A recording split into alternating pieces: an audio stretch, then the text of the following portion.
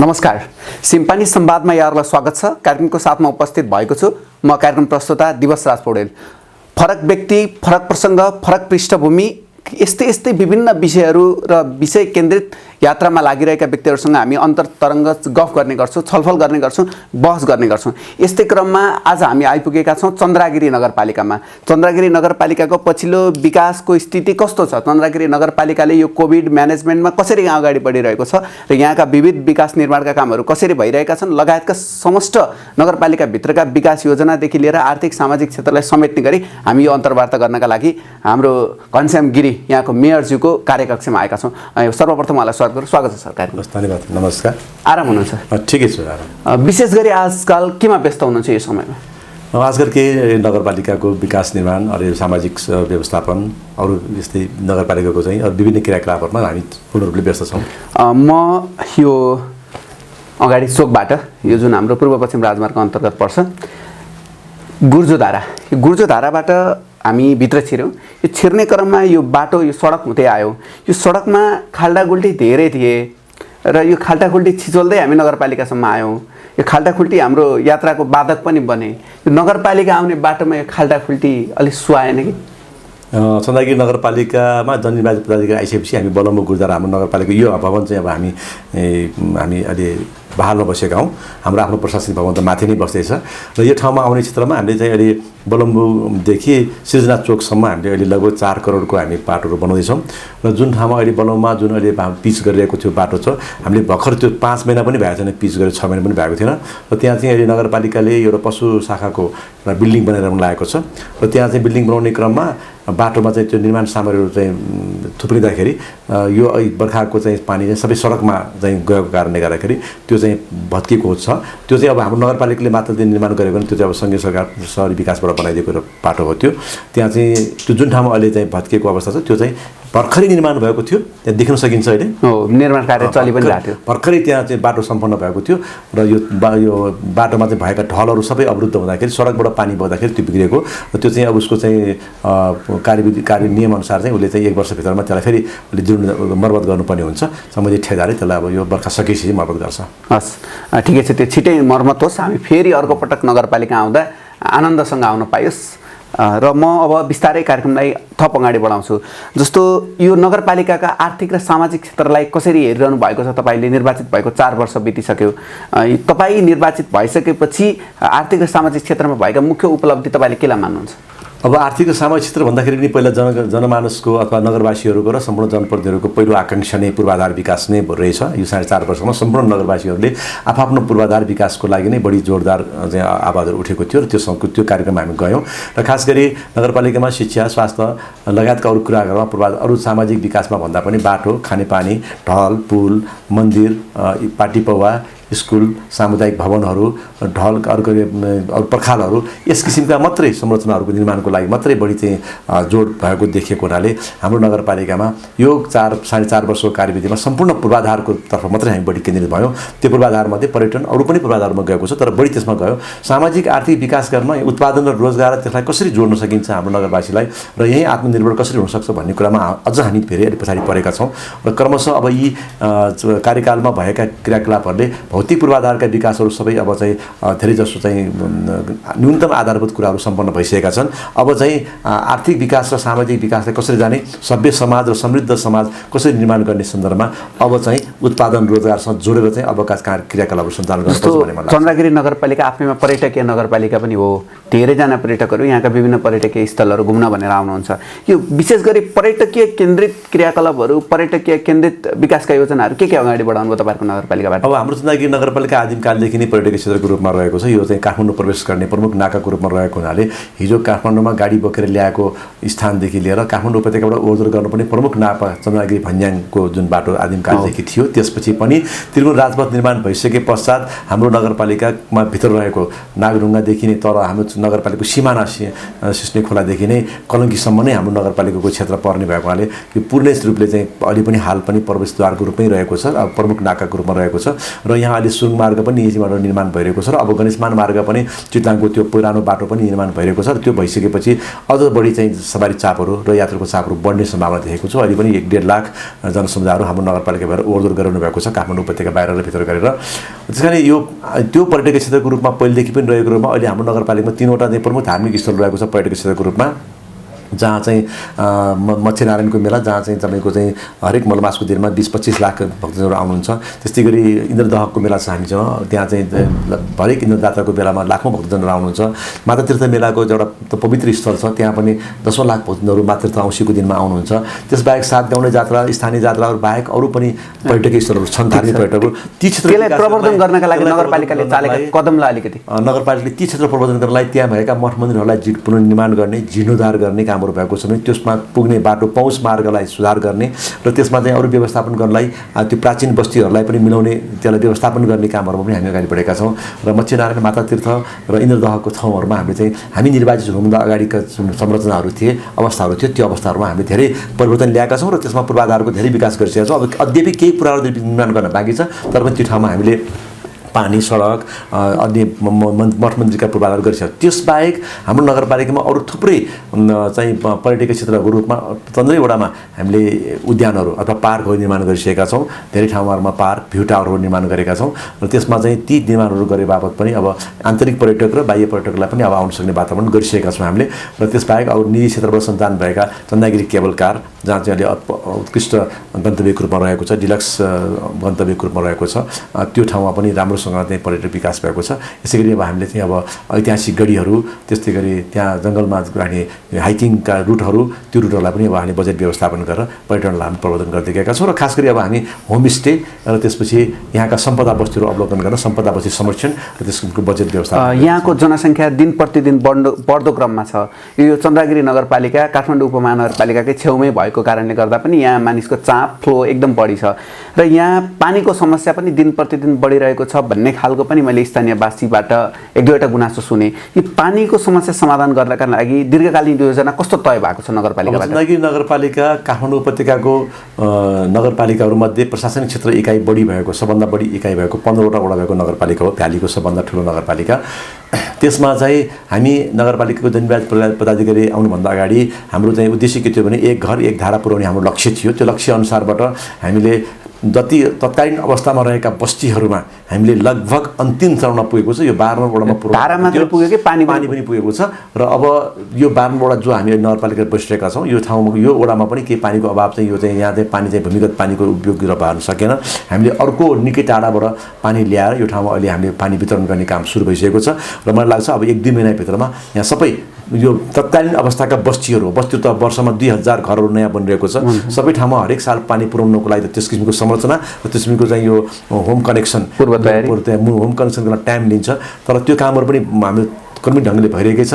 तर तत्कालीन अवस्थामा जुन बेला हामी निर्वाचित भएका थियौँ, तत्कालीन अवस्थाका बस्तीहरूमा चाहिँ लगभग अबको 1-2 महिना 4 महिनाभित्रमा सबै घरमा खानेपानी पुग्छ। भनेपछि पानीको अभावमा यहाँका नगरवासीहरू चिन्तित हुनुपर्ने स्थिति छैन। चिन्तित भएर त्यस्तो कुनै त्यस्तो ठुलो गुनासो मलाई आएको छैन। अब 1-2 घरले नयाँ घर बन्यो, मैले खानेपानी पाएको छैन भन्ने होला। त्यसमा चाहिँ अब उहाँहरू क्युमा बस्नुपर्ने हुन्छ, त्यसमा निवेदनहरू धेरै परेको हुनसक्छ। अब वर्षमा 2000 घरहरू कम्तीमा पनि नक्सा पास गरेर गएका छन् भने नक्सा पास नगरिकन परिवार छुट्टिएर बसेका अरू छुट्टै एउटै घरमा पनि 2-3वटा परिवार छुट्टिएर बसेका तारहरू हुन सक्लान्। त्यस्तो कुराहरूमा चाहिँ त्यो क्रमिक ढङ्गले नियमित ढङ्गले यो वृद्धि गर्नुपर्ने कुराहरू हो। तर नगरपालिकामा रहेका स्प्रिङ वाटरहरू भूकम्प पश्चात चाहिँ धेरै स्प्रिङ वाटरहरू सुक्यो, त्यो चाहिँ पानीका मुहानहरू। अहिले हामीलाई चाहिँ मेलम्ची खानेपानी आयोजनाको दोस्रो योजनामा हाम्रो नगरपालिका पनि परेको छ। हामीले केहीसँग हामी सेयर पनि सहयोग गरिसकेका छौँ र त्यो पानी आउन हामीलाई 5-7 वर्ष अझ पनि लाग्ने भएकोले अहिले हामीले तत्काल हाम्रो नगरवासीलाई खानेपानी पुर्याउन भूमिगत पानीमा पनि निर्भर गर्नुपर्ने अवस्था रह्यो।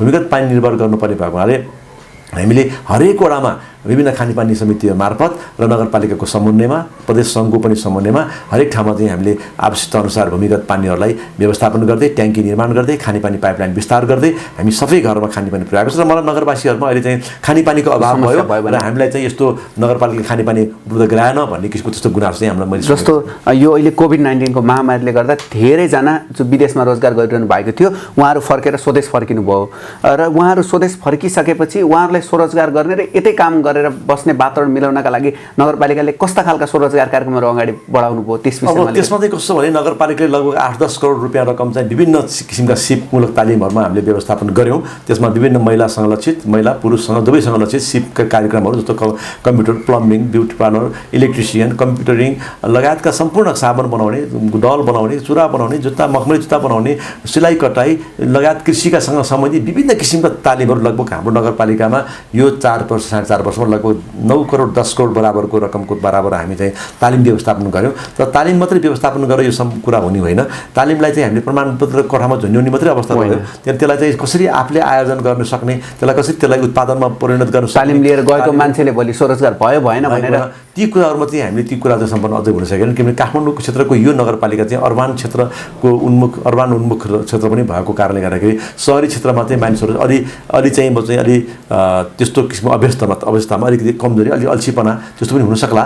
तर पनि के त भन्दाखेरि हाम्रो नगरपालिकामा यति धेरै सिपमूलक तालिमहरू दिँदाखेरि पनि अझ पनि उत्पादन रोजगारमा अझ पनि सम्म हुन सकेका छन्। तर यद्यपि दिदीबहिनी दाजुभाइहरूले आफ्नो हदैसम्मका क्रियाकलापहरूलाई अगाडि बढाउनु भएको छ उहाँहरूले, र अहिले रोजगार सृजना भइरहेको छ। र मलाई लाग्छ त्योसँग सन्दर्भमा हामी नगरपालिकाले अरू ब्याज अनुदानको व्यवस्थापन पनि गरेका छौँ। र कृषकहरू अथवा अहिले पनि यहाँ कृषकहरू आउनुभएको थियो, कृषकहरू, पशुपालकहरू, अरू विभिन्न किसिमका चाहिँ उद्योग व्यवसाय, रोजगार गर्ने, सानातिना व्यवसाय गर्नेहरूलाई हामीले नगरपालिकाले प्रबन्धन गरिरहेका छौँ। र उहाँहरूले लिने दिनहरूमा नगरपालिकाले ब्याज अनुदानको व्यवस्थापन पनि अब हामीले गरिरहेका छौँ। अहिले जस्तो म यहाँ आउनुभन्दा अगाडि मैले 1-2 जना यहाँका स्थानीय बासिन्दासँग पनि कुरा गरेँ, यहाँको समस्या के छ भनेर बुझ्ने प्रयास गरेँ। मैले बाटोमै बुझाएको थिएँ। तपाईँको नगरपालिकाभित्र छिरिसकेपछि उहाँहरूले नगरपालिकाले विकास निर्माणका कामहरू अगाडि बढाए पनि यो प्रशासनिक काममा अलिकति झन्झटिलो छ, नगरपालिकाले बढी समय लगाइदिन्छ भन्ने खालको गुनासो पनि मैले सुने। यो कतिको सत्यता हो र यसलाई चाहिँ चुस्त दुरुस्त धेरै सत्य छ। म नगरवासीहरूमा यो चाहिँ मैले भन्न चाहन्छु कि नगर के देखिन्छ भने प्रशासनिक इकाइ, जनप्रतिनिधि र त्यसपछि नागरिक तिनै वर्ग सतर्क, सजग र खबरदारी भयो भने मात्रै संयन्त्र राम्रोसँग चल्छ जस्तो मलाई लाग्छ होइन। एक प्रकारले हामी एकदम हाम्रो दिमाग एकदम चुस्त दुरुस्त छ, एकदम चुस्त दुरुस्त छ, तर सबै अङ्गहरू चाहिँ सुस्त भयो भने त्यो दिमागमै चुस्त भएर भएन, अङ्गले पनि त्यति अनुसार काम गर्नु पर्यो। अङ्गहरू चाहिँ एकदम फुर्तिलो चुस्त दुरुस्त छ तर दिमाग चाहिँ सुस्त छ भने त्यो शरीरले पनि राम्रोसँग काम गर्छ। कतै कस्तो देखिन्छ भने नगरपालिकामा 2वटा ढोका, एउटा सर्वसाधारण आउने ढोका, एउटा चाहिँ सोर्सवाला आउने ढोका, यस्तो अवस्था छ कि छैन तपाईँहरूको? अब त्यस्तो सोर्स पनि आउनु पनि हुनसक्छ। यहाँ चाहिँ कस्तो देखिन्छ भने प्रशासनिक क्षेत्रमा पनि राजनीतिकरण गर्नुहुन्न भन्ने मलाई लाग्दछ होइन।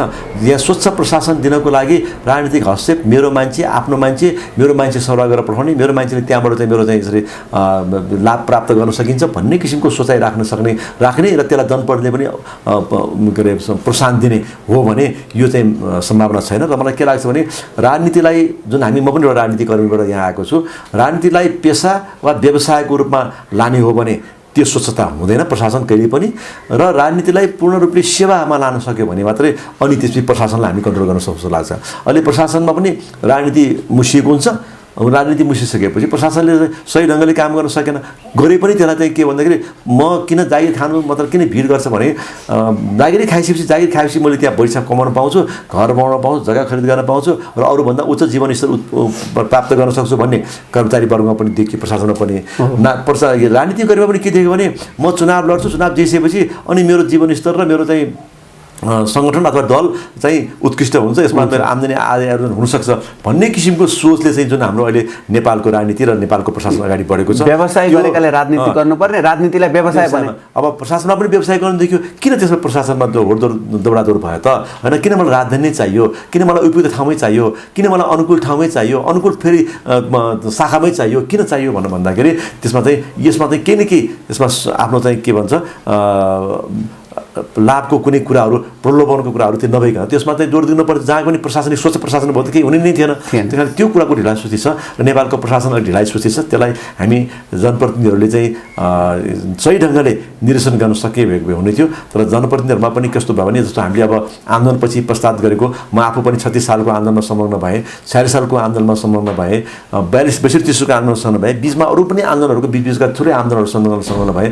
यो प्रत्यक्ष आन्दोलनपछि आफूले गरेको सामाजिक र राजनीतिक क्रियाकलापहरूमा अब चाहिँ देशमा परिवर्तन हुन्छ, यसलाई हामी परिवर्तन गर्छौँ, यो कुरामा हामी चाहिँ सुनिश्चित गर्छौँ भनेर जुन नगरवासीहरू, देशवासीहरू अथवा हामीले नागरिकहरूलाई जुन त्यो गर्ने अभिलाषाका साथ जुन हामीले आन्दोलन गरेका थियौँ त्यसको प्रतिफल जुन अहिले हामीले देशवासीले अथवा नागरिकले त्यसमा चाहिँ धेरै चाहिँ तुषाराघात भएको जस्तो मलाई लाग्छ र यदि अब यस्तो चाहिँ घटनाक्रमबाट आएको हामी जनप्रतिनिधिहरूले पनि सही ढङ्गले यदि सुशासन र डेलिभरी हामी दिन सकेनौँ भने अब आउनेको पुस्ताले एउटा छुट्टै किसिमको छुट्टै विद्रोह हुन सक्ने चाहिँ मैले सम्भावना देखेको छु। त्यो विद्रोह भयो भने शासन प्रणाली परिवर्तन हुन सक्नेदेखि लिएर व्यवस्था र अहिले यो सिस्टममा नै ठुलो आघात पुग्ने सम्भावना छ। समयमै जनप्रतिनिधिहरू र प्रशासन लगायत सम्पूर्ण चाहिँ जो आबद्ध हुनुहुन्छ नागरिकको सेवाको लागि आउनु भएको छ उहाँहरू चाहिँ बेलैमा सबै हामी सतर्कताका साथ अगाडि जानु जरुरी छ र त्यसमा अब राजनीतिक परिवर्तन स्वाभाविक हो। आवधिक चुनावहरू भइरहन्छ, यसले डेमोक्रेटिक सिस्टमको प्रक्रिया हो। आउने जाने दलहरूको चाहिँ प्रशासन चल्ने जाने हुन्छ, तर तैपनि सबै दलहरू जोसुकै दल आए पनि यो कुरा चाहिँ हामी कुनै पनि कुरा परिवर्तन हुँदैन है भन्ने किसिमको चाहिँ एउटा नीति सबै दलहरूको, राष्ट्रिय दलहरू र सबै दलहरूको सबैको चाहिँ एउटै अवधारणा भयो भने चाहिँ केही पनि कुराको परिवर्तन हुन्थेन र निश्चितता प्रावधान हुन्थ्यो। अब अहिले चाहिँ जुनसुकै सरकार आएपछि आफ्नो नीति परिवर्तन, धारणा परिवर्तन, त्यसपछि कार्यक्रम त्यो पटक त्यो नीति परिवर्तन भइसकेपछि नागरिकको पनि अन्योलता र त्यसमा चाहिँ दलगत स्वार्थ, व्यक्तिगत स्वार्थ, समूहगत स्वार्थ, परिवार के अरे आफ्नो व्यक्तिगत गुणगत स्वार्थ यी सबै गुणगत स्वार्थमा जाँदाखेरि चाहिँ हाम्रो सम्भावना चाहिँ देखियो। त्यसैले नागरिकहरूले नगरवासीले जुन अहिले भन्नुभएको छ त्यो स्वाभाविक हो। मलाई पनि लाग्छ नगरपालिकाले सुशासन दिन सकेको छैन, तर मैले अब अहिले चाहिँ डिजिटल नगर प्रोफाइल तयार गर्न मैले धेरै प्रयास गरेको थिएँ र अब अहिले अन्तिम चरण पुगेको छ। त्यो पनि ढिलाइ, विभिन्न कारणको ढिलाइ भयो। मैले गत वर्ष छुट्याएको बजेट पोहोर पनि काम हुन सकेन, यस वर्ष फेरि बजेट छुट्याएको छ र यस वर्ष अन्तिम चरण पुगेको छ। यदि डिजिटल नगर गर्न सक्यो भने हामीले सबै कुराहरू अनलाइन मार्फत हुन्थ्यो र सेवा प्रवाहमा प्रविधियुक्त सेवा प्रवाह गरेपछि त्यसमा चाहिँ ढिला सुस्ती र त्यसमा चाहिँ मिलोमतो अथवा त्यसमा चाहिँ बिचौलियाहरूले लाभ उठाउने ठाउँ रहन्थेन। त्यो कुरा गर्न म एकदम कटिबद्ध साथ लागि परेको छु र त्यो कार्यान्वयन गर्न बजेट पनि राखेको, सबै कुरा पूर्व छ।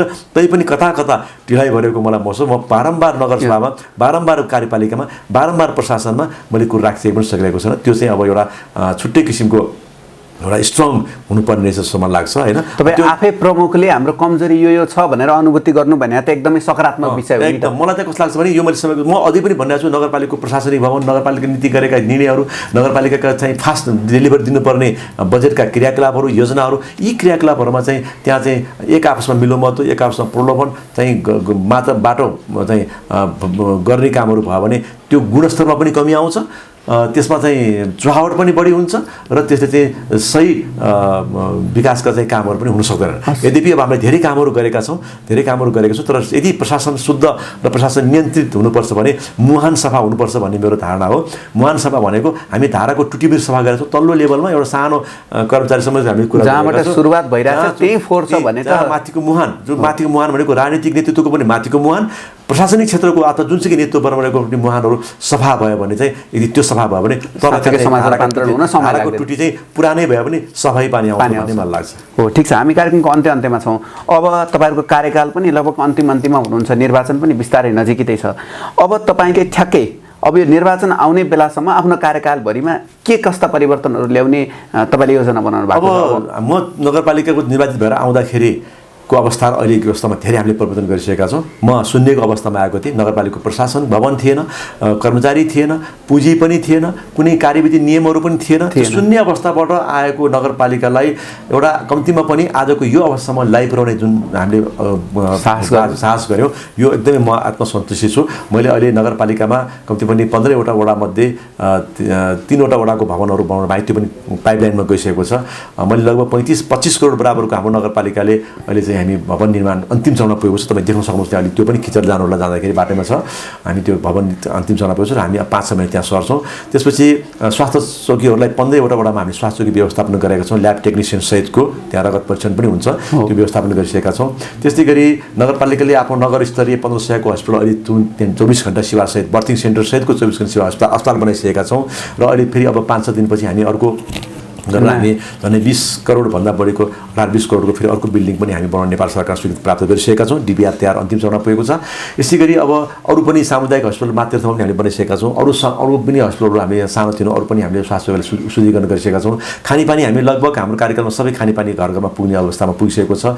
सडक सुधार गर्नेमा कलङ्की नागडुङमा सडक हामी आउँदाखेरि धुलो धुवा एकदम ट्राफिक जामको व्यवस्थापन छ भने हामी सडकलाई सहजीकरण गरेर हामी त्यहाँ पुरा व्यवस्थापन गरिसकेका छौँ र अहिले हामी नगरपालिकाकै तर्फबाट त्यहाँ वृक्षारोपण, हरियाली नाली बनाउने, त्यसपछि सिसी क्यामेरा राख्ने, सडक बत्ती राख्ने, रङ्गरोगन गर्ने, पोलहरूमा रङ लगाउने, तारहरू मिलाउने र सडकलाई दैनिक रूपले चाहिँ दिनको 10-15 जना चाहिँ राखेर त्यो माटो धुलो सब उठाउने, गोडमेल गर्ने, यी कामहरू गरेर कमसेकम हाइवेलाई हामी सुधार गर्ने काम गरिरहेका छौँ। अरू पनि हामी ठाउँमा गरिरहेका छौँ। यो बाहेक हामीले शिक्षामा हामी सबै विद्यालयहरूमा हामीले चाहिँ विद्यालय निर्माण गरेका छौँ। सबै विद्यालय, सामुदायिक विद्यालय सबैमा हामीले पुनर्निर्माण सहयोगबाट हामी सबै विद्यालयमा आधुनिक प्रविधियुक्त नयाँ भवनहरू निर्माण गरिसक्यौँ। लगभग 40 करोड बराबरको गरेका छौँ। हरेक वडामा हामीले पार्कहरू निर्माण गरिसकेका छौँ, भ्यू टावर निर्माण गरिसकेका छौँ। पर्यटक क्षेत्रलाई हामीले राम्रोसँग विकास गरेका छौँ। पहुँच मार्गलाई विकास गरेका छौँ। भित्री मार्गहरू पनि विकास गरिसकेका छौँ। यी सबै कामहरू गर्दाखेरि भौतिक पूर्वाधारमा हामी आउनुभन्दा अगाडिको अवस्था र अहिलेमा धेरै परिवर्तन ल्याइसकेको छ। यद्यपि विकासका प्रक्रियाहरूमा निरन्तर चलिने प्रक्रिया हुन्।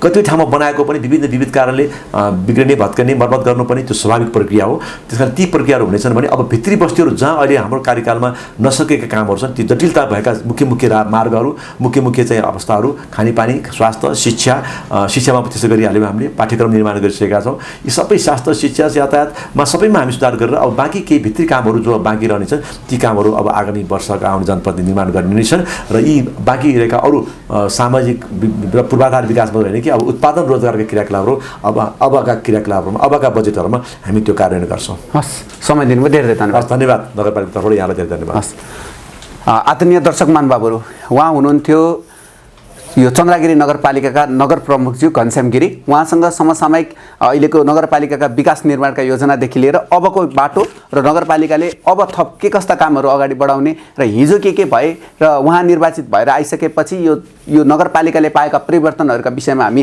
चर्चा परिचर्चा गऱ्यौँ। आज भने हाम्रो सिम्पानी संवादका लागि छुट्याएको समय समाप्त भइसकेको छ। क्यामेरा पर्सन सम्झना थापाका साथमा म कार्यक्रम प्रस्तोता दिवस राज पौडेलका साथ बिताउन चाहन्छु। नमस्कार।